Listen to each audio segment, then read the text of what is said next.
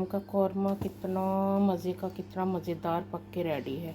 देखिए अल्हम्दुलिल्लाह बहुत ही लजीज लैम का कौरमा बना है। और मैं आपको ये थोड़ा सा मीट काट के तोड़ के बता देती हूँ, दिखाती हूँ अभी। देखें ये है, ये देखें कितना अच्छे तरीके से गल गया है।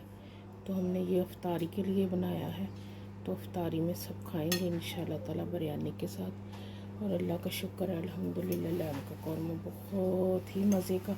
ये थोड़ा इस तरफ को ज़्यादा तरी है, इसलिए मैंने साइड में रखी है। कभी कोई ज़्यादा तरी खाना लाइक करता है, कोई नहीं, तो इसलिए ऐसे। और देखें माशाल्लाह से लैम का कौरमा।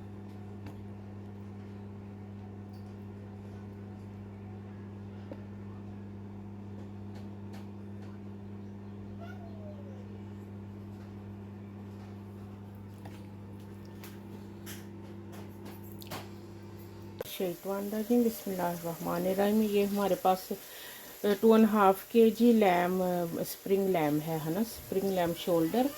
और ये देखें इधर योगर्ट, और ये उसका क्या मैं बनाने लगी हूँ, कौरमा।